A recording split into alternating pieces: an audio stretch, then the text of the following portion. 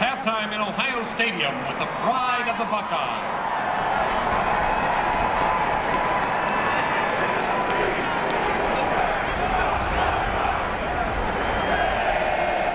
It was a bloody summer a century and a half ago when two great armies marched into history in a little town in eastern Pennsylvania.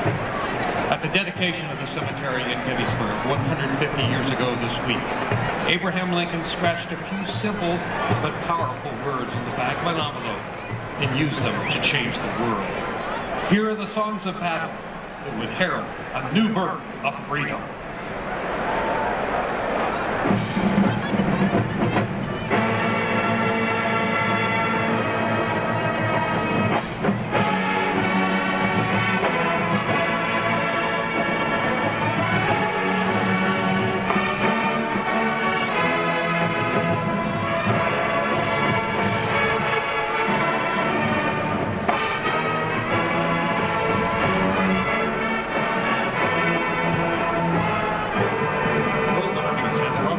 Of the battle cry of freedom.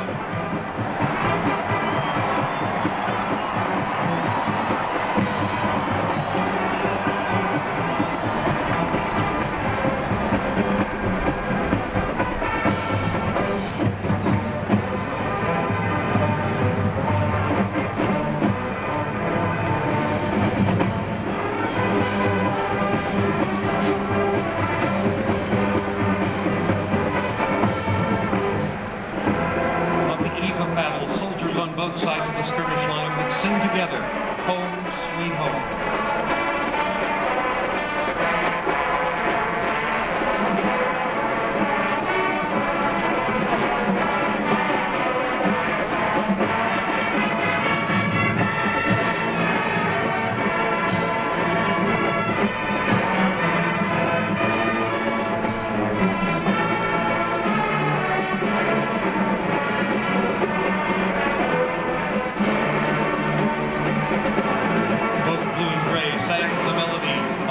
Johnny comes marching home.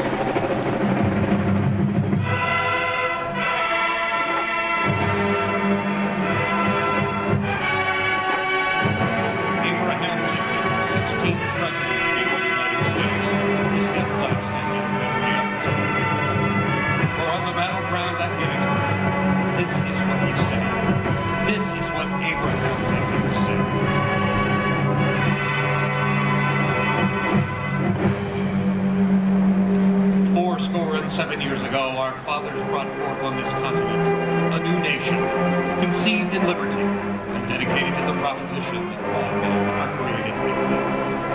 Now we are engaged in a great civil war, testing whether that nation or any nation so conceived and so dedicated can long endure. We are met on a great battlefield of the war. We've come to dedicate a portion of that field as a final resting place for those who here gave their lives that nation might live. It is altogether fitting and proper that we should do this. But in the larger sense, we cannot dedicate, we cannot consecrate, we cannot hallow this ground.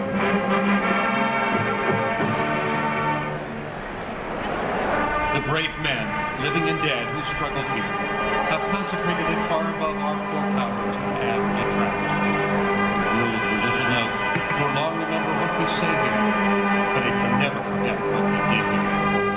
It is for us the living, rather, to be dedicated here to the unfinished work which they who fought here have thus far so nobly advanced.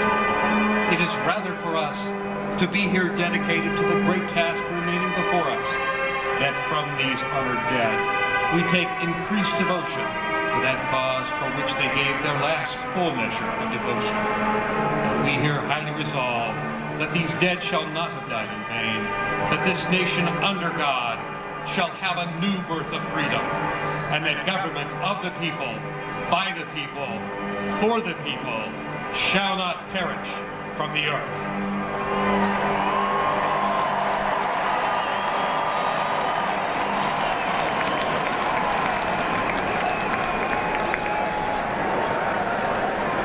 150 years after Gettysburg, Lincoln's light of freedom still shines. The torch has been passed to a new generation of Americans, tempered by war and unwilling to witness or permit the slow undoing of those human rights to which this nation has always been committed. Those words, spoken by another president, John F. Kennedy, lost to us almost 100 years to the day after Lincoln's address. In their honor, we join hand in hand another generation of Americans marching together, following the light of freedom.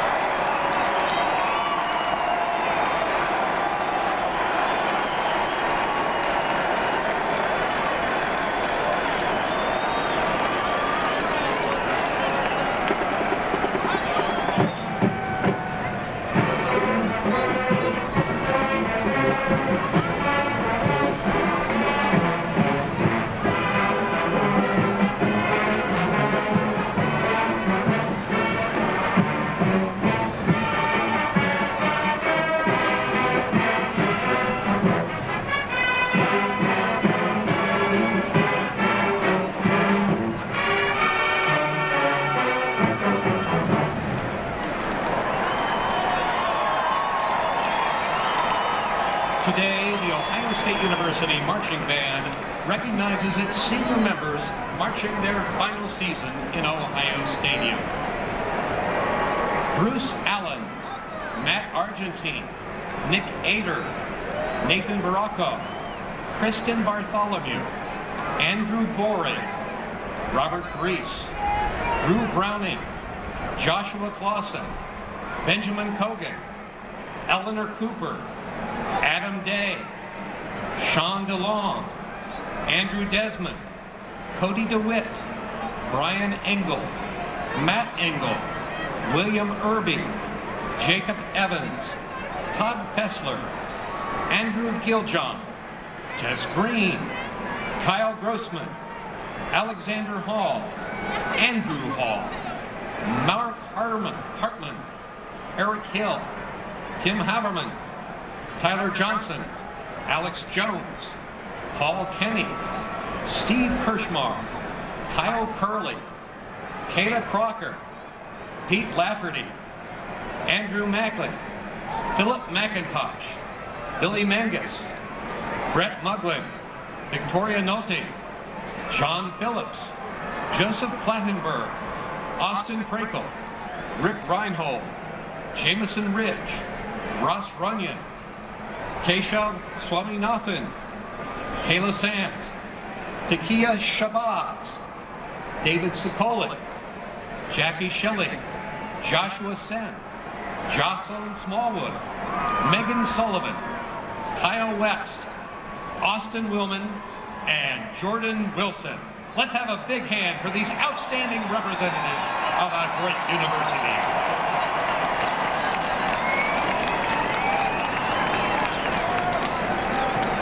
Joining these departing seniors is a man who needs little introduction in Central Ohio, a former member of our percussion section in the 1960s and best known to many as the longtime anchor at WBNS 10 TV. Dave Kaler has generously given his time to serve as a band announcer since 1985. No one has been more committed to the OSUMB, and upon his retirement, we thank you for his endless enthusiasm and steadfast support for both the band and our alumni. Good luck, Dave. Go Bucks.